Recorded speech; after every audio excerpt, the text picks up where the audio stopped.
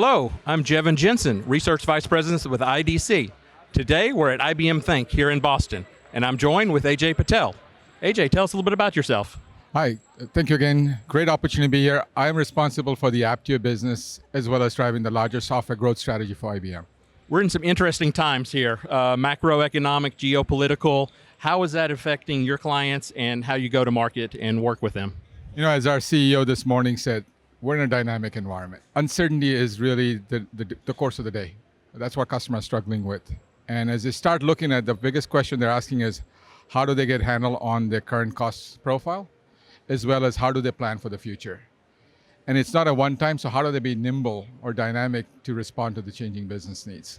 So I would say the one word dynamic really speaks to, and uncertainty speaks to what the customer environment is struggling with. Yeah, IDC, we have some research just from this month that shows 58% of IT leaders are worried the tariffs will increase their cost. But the good news is 39% are actively investing in AI agents and other technologies to help improve their efficiencies. How do you think companies will respond as far as from a FinOps side to free up that budget capital? As we talk to our customers, they were already trying to get handle on the cloud cost, but with AI as a variable, they're extremely nervous about it. And so getting control of the cloud infrastructure cost and being able to be prepared for AI is a consistent theme across our customers. More importantly, what they're finding out that about 30% of the customers we surveyed said they're going to have to fund AI out of the existing budget. So how do you drive optimization and savings to fund the innovation required from AI?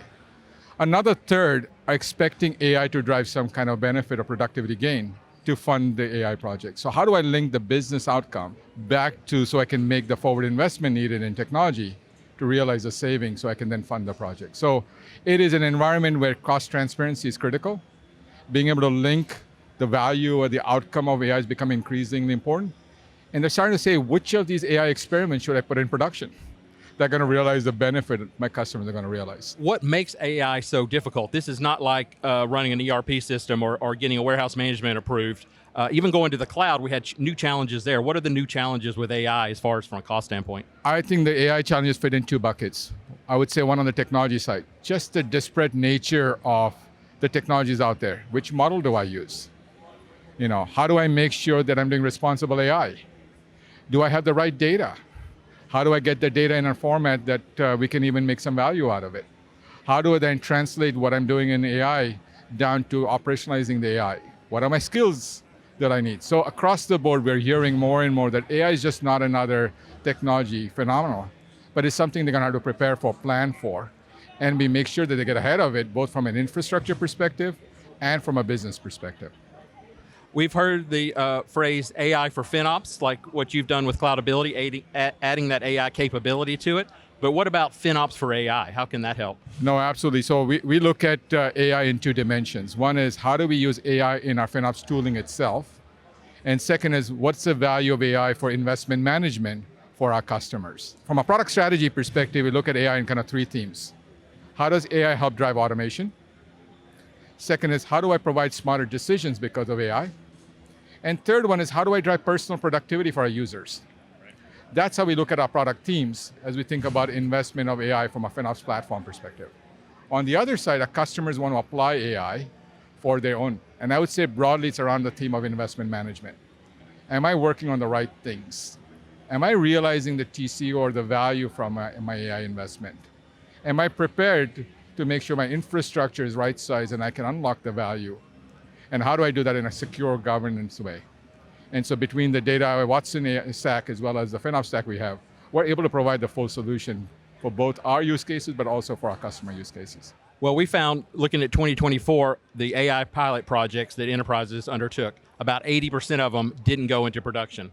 They found the costs were too high, they found the return wasn't there, other challenges with the workforce. How do you help companies? How can we get that down to a reasonable level of success and find those use cases for the customers? Yeah, the beauty of AI is also it's so broadly pervasive, it's so distributed.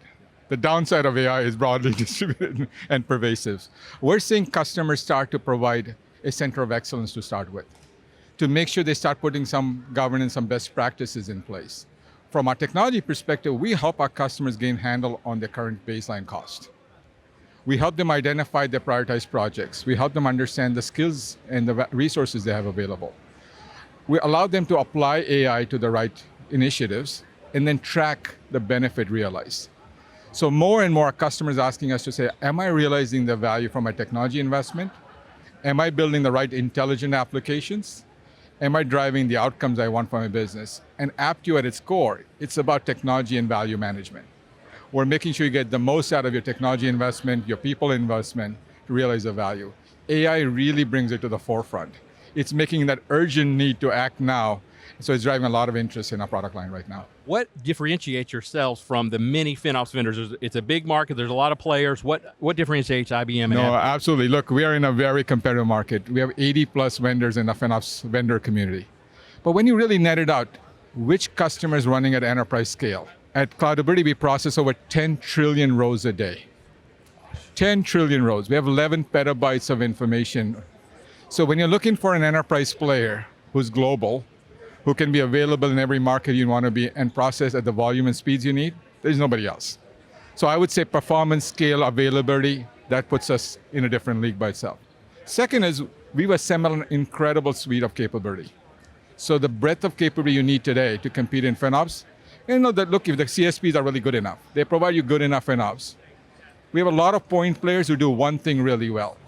But there's a single vendor in IBM who's put together the best portfolio of capability, whether it's right sizing, whether it's automation, whether it's savings, whether it's integrating with our rest of our portfolio with Hashi for cloud governance. We're covering every aspect from engineering, operations, finance to provide a complete suite.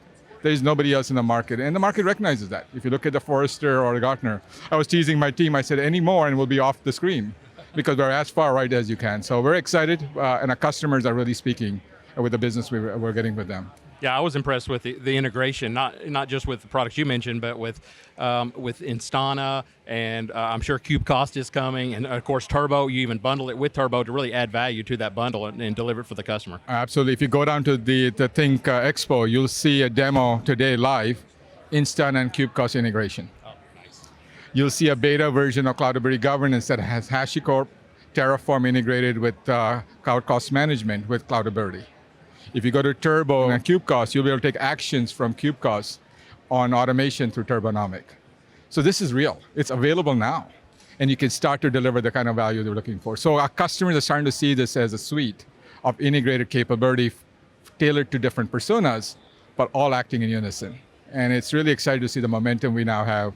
With over $22 billion of acquisitions we've done now, we have the broadest portfolio, the best-in-class products, and our customers are starting to see the value of it. Now, let's look at the future for 2026. What do you think the future lies for AI investment and FinOps in general for next year? I expect in the next 2 years, the market will consolidate and we'll be the consolidation winner. So I expect us to consolidate the market aggressively.